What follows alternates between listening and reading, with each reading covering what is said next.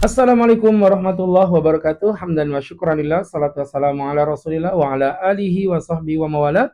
Biksanin kaulan wa fi'lan wa adalan ila yaumil qiyamah. Sahabat-sahabat netizen Udayal Huda yang berbahagia. Alhamdulillah di kesempatan yang penuh berkah ini hadir kembali bersama kalian semuanya untuk membahas tentang tema-tema yang berkaitan dengan agama. Hari ini kita akan mencoba mereaksi salah satu video yang disampaikan oleh salah satu ukhti muslimah kita. Nanti kita akan lihat videonya bagaimana yang memang memiliki sudut pandang yang wow ya, di luar dari nalar seorang muslimah yang sebiasanya. Nah, untuk itu akan kita bahas satu persatu. Kita mulai dari sekarang. Nggak apa-apa kali ya, nggak pakai jilbab, kan cuma rambut. Cowok juga punya rambut, kenapa rambut cowok boleh dikasih lihat, kalau rambut cewek enggak? Padahal rambutnya sama aja. Rambut laki-laki boleh dibuka, rambut perempuan nggak boleh dibuka. Kenapa? Padahal sama-sama rambut juga. Kenapa kok laki dengan perempuan pakaiannya dibedain kalau memang itu sama-sama rambut? Boleh saya nanya ya kepada sahabat netizen, kalau memang laki dan perempuan pakaiannya harus sama, kenapa sih orang-orang bule itu kalau di pantai laki-laki cuma pakai celana dalam aja, kok perempuannya pakai celana dalam plus dengan bra-nya, dengan BH-nya? Coba kalian berpikir gitu. Itu secara logik aja, serendah-rendahnya orang-orang non-muslim, mereka bahkan bisa membedakan mana pakaian untuk laki-laki dan mana pakaian untuk perempuan. Terus kenapa ketika Islam membedakan laki-laki boleh buka rambut, perempuan tidak boleh buka rambut? Itu menjadi sesuatu yang menjadi permasalahan buat Anda gitu. Tapi kan beda udah. Kalau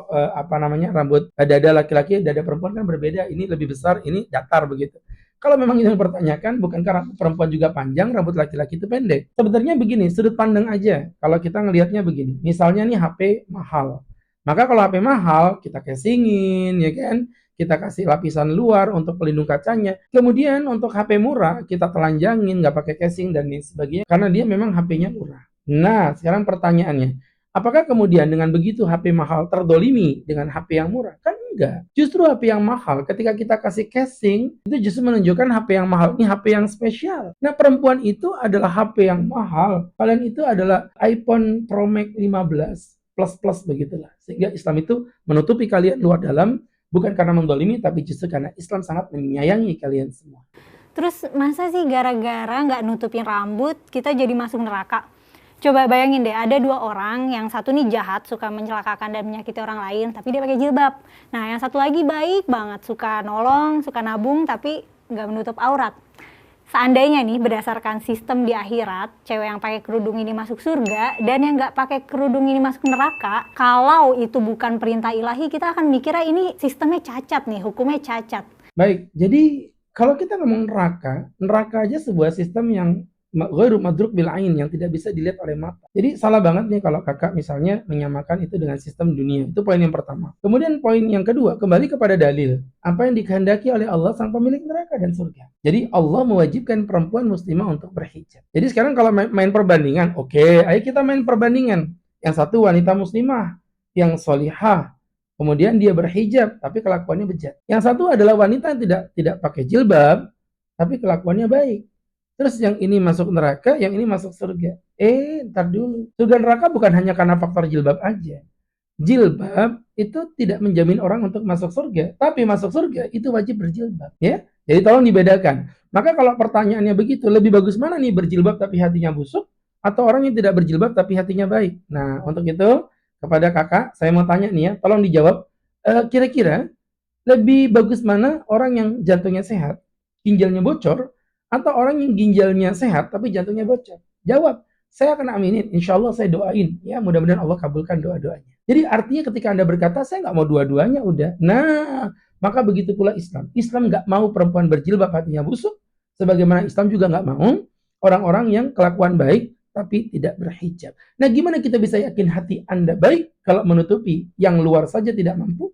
Bagaimana mungkin Anda bisa menutupi yang ada di dalam hati Anda, ya? Tapi kalau kita percaya klaim bahwa Tuhan itu paling adil dan kebenarannya absolut, kita ya akan terus membuat alasan untuk menjustifikasi hukumnya. Bukan alasan kakak, ini lebih tepatnya adalah masalah iman. Kita beriman kepada Allah. Kita mengimani apa yang dikatakan Allah. Nah, untuk mencapai dari tidak iman menjadi iman, analogi sudah berbicara. Logika kita udah mengkaji di mana kebenaran Allah secara logika. Ada di dalam ilmu-ilmu teologi, dalam ilmu-ilmu ketauhidan. Kita pelajari tentang kebesaran-kebesaran Allah dalam Al-Quran. Nah, ketika kita udah melalui proses ilmiah, menuju pada kebenaran Tuhan, dan kita yakini Tuhan itu adalah agama yang benar, atau Tuhan adalah sosok zat yang maha perkasa, yang maha sempurna, maka efeknya adalah kita harus mengimani semua yang diajarkan oleh Allah. Jadi artinya dari situlah kita beriman, salah satu yang diwajibkan Allah adalah seorang wanita muslimah diwajibkan untuk menggunakan hijab. Begitu. Kita justifikasi deh, kita nganggap, oh iya soalnya pakai jilbab itu untuk mencegah pemerkosaan. Meskipun data menunjukkan ya pakai jilbab diperkosa juga. Cara ngitung datanya yang nggak benar. Nih, saya kasih tahu ya. Kalau Anda berkata perempuan berjilbab banyak yang diperkosa, oh benar, nggak salah, itu betul, kami pun mengakui. Tapi sekarang perbandingannya bukan pada yes or no, tapi berbicara tentang persentase. Lebih banyak mana perempuan berjilbab dan tidak berjilbab. Kita kalkulasi sedunia, atau kalau sedunia terlalu besar, se-Indonesia, perempuan yang diperkosa itu lebih banyak yang berjilbab atau yang pakai menggunakan baju seksi. Nih, logika. Saya tidak menafikan perempuan berjilbab itu ada yang diperkosa. Ya, sekarang gini aja lah. Kalau kita pakai analogi nih ya, misalnya kakak nggak mau pakai Al-Quranul Karim, walaupun ngakunya sih tadi Islam, tetapi kita pakai ilmu logika yang simpel aja. Pak polisi nyuruh kita pakai helm. Tujuannya biar teman-teman yang berbahagia kita aman dalam perjalanan. Yakin yang pakai helm nggak ada yang meninggal dunia kecelakaan? Banyak kan? Apa kemudian dengan itu berarti logika Pak polisi ini gagal semuanya? Enggak. Tapi apa yang dikatakan oleh Bapak polisi itu logikanya simpel banget teman-teman. Bahwa dengan menggunakan helm meminimalisir persentase kecelakaan di saat kita jatuh. Ya, tetapi apabila ada orang menggunakan helm dan tetap meninggal dunia, ya berarti itu qadarullah yang ditetapkan oleh Allah. Sama dengan berjilbab, jilbab tidak menjamin seseorang bebas dari diperkosa. Tapi persentase pelecehan seksual pada saat perempuan itu berhijab pasti akan mengecil dengan sendirinya. Orang menggunakan payung tidak menghalangi datangnya hujan, tapi orang yang menggunakan payung akan menghalangi tetesan hujan untuk menyentuh dirinya. Begitulah hijab. Sahabat-sahabat. Oh, jilbab itu untuk menjaga harga diri. Ya padahal konsep harga diri itu konstruksi sosial juga. Harga diri itu memang konstruksi sosial. Itu benar. Tapi ingat ya, harga diri yang dimaui Islam itu namanya hifdzul aurat. Sudah ada patokannya kan. Makanya belajar dululah ilmu maqasid syariah biar tahu bagaimana konsep Islam hifdzun nasl, menjaga keturunan, hifdzun nafs, menjaga jiwa, hifdzuddin, menjaga agama, hifdzul aurat, menjaga harga diri. Nah, harga diri itu sudah ada patokannya di Islam. Ya, sehingga menggunakan hijab fakta membuktikan ya bahwa menggunakan hijab jauh lebih dipandang mulia oleh semua agama, bukan hanya agama Islam. Maka tidak aneh kalau teman-teman biarawati juga menggunakan hijab.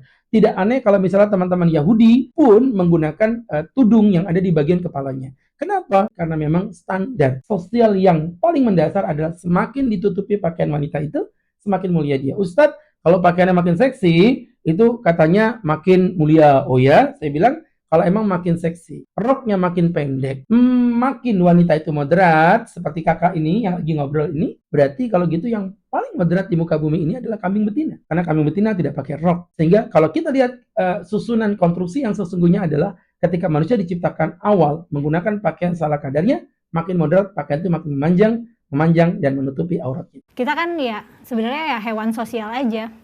Atau ada juga bentuknya tuh kayak analogi romantisasi gitu. Jadi cewek yang pakai jilbab tuh bagaikan mutiara, bagaikan berlian atau apalah yang indah-indah. Analogi romantisasi itu benar. Jadi artinya kita kan menggunakan bahasa Al-Quran tuh Kak, ya kan? Kalau menggunakan bahasa Al-Quran, otomatis tidak semua orang paham isi kandungan Al-Quran. Karena Quran itu menggunakan bahasa-bahasa dengan sastra tinggi. Maka para ulama menganalogikakan dengan cara yang mudah. Misal contoh nih, permen lollipop yang kebuka dengan yang ketutup, pilih yang mana? Pasti kan orang pilih yang ketutup tuh. Kenapa? Karena lebih terjamin kebersihannya. Nah, dengan wanita muslimah yang berhijab dengan tidak pun sedemikian. Analogi ini simpel banget. Toh kalian juga orang-orang liberal sering sekali tuh ya menggunakan analogi-analogi sesat untuk mengeluarkan seorang muslim dari pemahaman keislaman yang sesungguhnya. Nah, kalau yang nggak pakai kerudung jadi gorengan lah, jadi lollipop tidak berbungkus disemutin lah. Nah, itu kan padahal kayak ideation kita aja, pelabelan kita aja. Sebenarnya padahal pakai jilbab nggak pakai jilbab sama aja manusia. Pakai jilbab nggak pakai jilbab memang sama aja manusia kakak. Tetapi Al-Quranul Karim memanusiakan manusia menjadi manusia yang sesungguhnya. Dan Alhamdulillah Allah memberikan kita hidayah. Dengan hidayah itu kita bisa mengenal Islam. Dan Islam itu mengarahkan kita pada kebenaran. Jadi bukan pada analoginya. Analogi itu hanya pendekatan para ulama untuk memudahkan orang awam. Seperti saya, Anda, kita semuanya untuk memahami ajaran Islam. Tapi hijab, mau pakai analogi apapun memang merupakan kewajiban yang disepakati oleh seluruh ulama dari 4 madzhab. Wallahu ta'ala a'lam bishawab. Dan penutup kepala itu idealnya itu harusnya nggak bikin seseorang lebih mulia dari orang lain. Setuju, memang yang pakai penutup kepala tidak menjadi identitas yang memastikan orang itu baik. Setuju, Kak. Tetapi ingat, ini masalahnya bukan masalah pilihan, ini masalah kewajiban. Gini aja dah, kalau apakah orang berjilbab itu pasti sholiah? Pasti enggak. Tapi ingat sekali lagi, ketika orang itu berhijab, setidaknya dia udah menjalankan perintah Allah di sebagian kecilnya, tinggal menyempurnakan di sisanya. Sedangkan orang yang tidak menggunakan pakai hijab, itu lucunya mereka berkata, loh, buat apa sih pakai jilbab? Jilbab cuman casing doang begitu kan, kayak kakak tadi bilang. Jilbab itu mah cuman casing doang, Ustadz. Ya, sekarang gini aja. Apalah arti sebuah jilbab? Jilbab cuman casing. Ya, itu seperti perempuan naik motor kemudian nggak pakai helm, ketangkap polisi. Ditanya sama polisi, "Hei, mana kau punya helm?" Pak polisi, apalah arti sebuah helm? Helm itu cuman casing. Yang penting hatiku berhelm. Coba, kira-kira diapain itu sama polisinya? Pasti diketawain, ya. Sehingga berangkat dari situ, teman-teman yang dirahmati Allah menggunakan hijab. Memang bentuk perintah dari Allah yang diwajibkan kepada seorang muslim. Orang itu cuma sehelai kain kok. Masa kita mau jadiin sehelai kain sebagai determinan kemuliaan seseorang? Jangan remehkan selembar kain. Karena kain itu kalau udah menjadi simbol, dia bukan kain. Yang dia bawa simbolnya, kakak. Masa nggak paham sih? Selembar kain merah, nggak ada artinya. Selembar kain putih, nggak ada harganya. Ditempelin. Kemudian jadi bendera Republik Indonesia. Yang kalau bendera itu diinjek oleh satu orang saja dari Malaysia, diinjek satu orang saja dari Singapura, kita satu Indonesia akan bangkit untuk membulinya, kita akan menyerangnya demi membela kemuliaan harga diri bangsa kita. Apa Anda mau berkata, cuma selembar kain doang, cuma selembar kain aja? Bukan begitu, kakak. Ya, selembar kain yang berubah menjadi simbol akan memiliki harga yang sangat mahal, bahkan lebih mahal daripada harga diri kita. Begitulah hijab. Kebenaran milik Allah Subhanahu wa Ta'ala. Tapi dari jawaban-jawaban logika yang sudah kami sampaikan, mudah-mudahan sih sebenarnya tidak menyesatkan umat aja. Saya emang nggak ada urusan dengan kakak ya, mau buat konten apapun silakan aja. Cuman kemarin tuh ada jemaah gitu ya, kemudian nge-share videonya, dan saya lihat di kolom komentar tuh lucunya banyak netizen yang mensupport, mendukung gitu. Jadi sehingga sebagai seorang muslim, seorang santri yang masih belajar juga, ini ingin meluruskan dengan menggunakan logika yang sama, ternyata apa yang kakak sampaikan itu semuanya tidak benar. Semoga menjadi kebenaran. Al-haqqu min rabbika fala takunanna minal mumtarin. Billahi taufik wal hidayah. Cerdas berpikir, huda. Assalamualaikum warahmatullahi wabarakatuh.